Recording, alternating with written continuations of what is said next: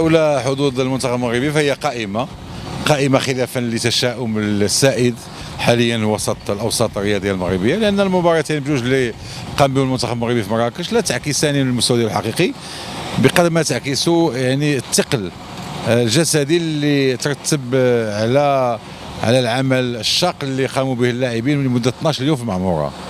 بالنسبه ل 24 فريق وخصوصا اول مره في شهر يونيو، فتنظن افريقيا في شهر يونيو هناك بلدان شمال افريقيا اللي تكون فيهم الحراره، بينما بلدان وسط افريقيا تكون العكس.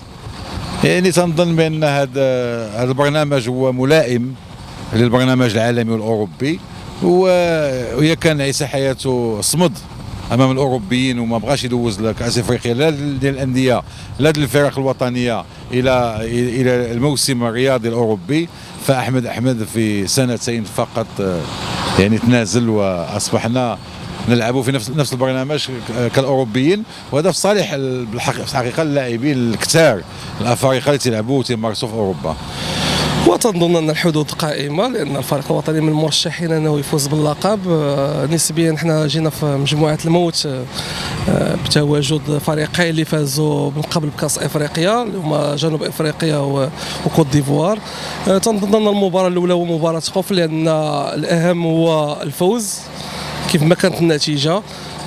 كنا تنعرفوا المباريات الافتتاحيه شفنا البارح مصر كيفاش تعذبات باش تفوز على الزيمبابوي. يعني حنا خصنا نكونوا شويه حذرين من الفريق الناميبي رغم يعني ضعف الفريق، ولكن تنظن اننا خصنا نكونوا حذرين من جميع النواحي وتحسبا المباريات اللي صعبه، لان المباريات الحقيقيه هما المباريات اللي من بعد، يعني كوت ديفوار وجنوب افريقيا. ولكن انا عندي يقين ان الفريق الوطني عنده من الامكانيات انه يوصل على الاقل المربع الذهبي ويكون يبصم على دوره احسن من اللي كانت هذه عامين في الكابون.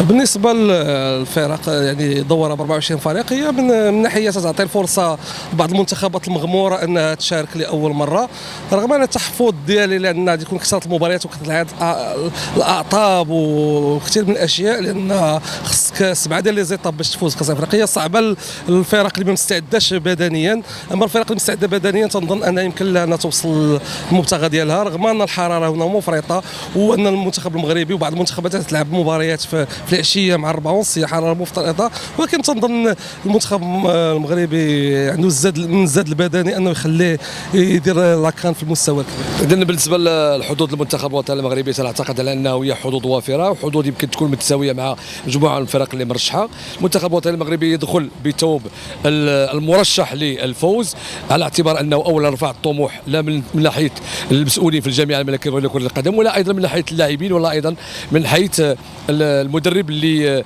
بغى على انه يضيف لقب ثالث في المشوار ديالو، خاصه المشاركات ديالو في كاس افريقيا.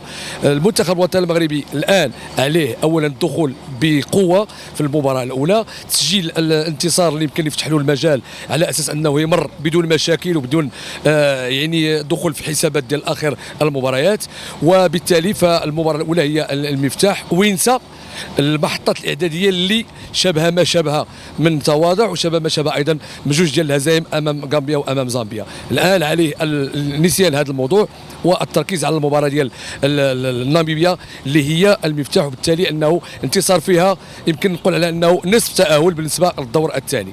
فيما يخص المشاركه ب 24 فريق، اعتقد على انه توسيع القاعده ديال المشاركه هو شيء ايجابي، ولكن ايضا يلزم ايضا بنيه تحتيه قويه. صحيح انه هنا في مصر كاين هناك بنيه تحتيه، ولكن لحد الان لا زال يعني التنظيم لا سواء بالنسبه للجنه المنظمه المحليه ولا ايضا بالنسبه للكاف لحد الان مازال ما تاقلموش مع 24 فريق، مع عدد كبير من الصحفيين، عدد كبير ديال اللاعبين، عدد كبير ديال الوفود.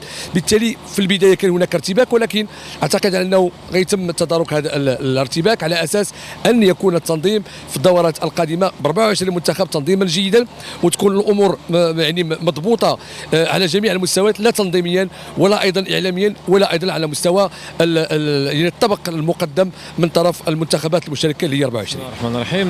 تجربه 24 منتخب اعتقد ان الكاف تسرع فيها شيئا ما.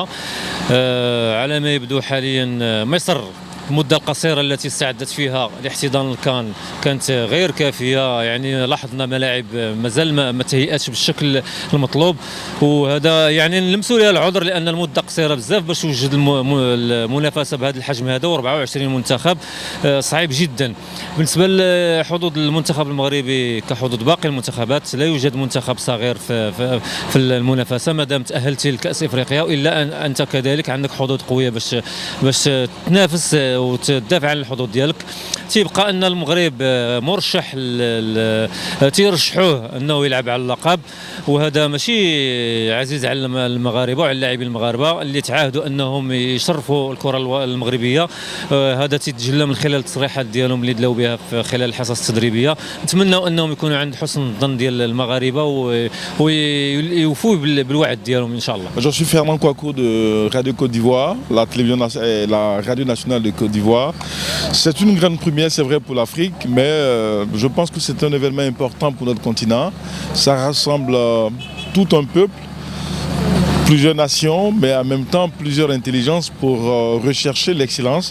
Et cette première CAN à 24 pour nous doit être le début d'une mutualisation de nos efforts pour aller chercher justement à atteindre l'Occident à travers donc toute l'organisation. C'est vrai qu'il y a eu quelques petites hésitations en ce qui concerne donc le déroulement des activités, et surtout au niveau donc de la presse, parce qu'on a beaucoup de mal à avoir les papiers, à avoir les accréditations, mais cela est dû également à toute la logistique au niveau donc de la sécurité qui a été déployée pour réussir donc l'événement. Il faut donc se contenter de cela et puis bon, accepter que les choses se passent bien. Même pour l'instant, on pense que cette CAN à 24 est la bienvenue. Elle permet à bon nombre de pays de pouvoir participer finalement à cette compétition qui était réservée à une certaine élite. Aujourd'hui, on a les plus grands, les moins grands. On a aussi des cendrillons, mais tout cela fait partie de la fête et ça donne le piment qu'il faut pour que ça puisse être plus relevé pour demain. اولا بعد اللي شفنا اليوم الندوه الصحفيه اللي عقد ايرفي غونار 24 ساعه قبل المباراه الاولى اللي غتجمع المنتخب الوطني المغربي ضد المنتخب الناميبي، اتضح بان من خلال الاجابات ديال ايرفي غونار انه ذكي جدا في تعامله مع هذه المجموعه ومع الطقس ومع المجموعه ديال اللاعبين. واعتقد على ان المنتخب الوطني له كامل الحظوظ. سمعنا بعض التصريحات ديال الصحفيه لبعض الزملاء من كوت ديفوار ان المنتخب الوطني يعني هو المرشح الاول في هذه المجموعه، ثم المنتخب ديال جنوب افريقيا. كنتمناو على ان المباراه اليوم اللي غيتشهدها هذا الملعب ديال السلام انها تكون مباراه يعني ماشي مباراه، ما تكونش مباراه صعبه للمنتخب الوطني، خاصه كنعرفوا بان المباراه الاولى كتكون مفتاح التاهل لدور الثمن، ولما لا نمشيو بعيد في هذه المنافسات هذه.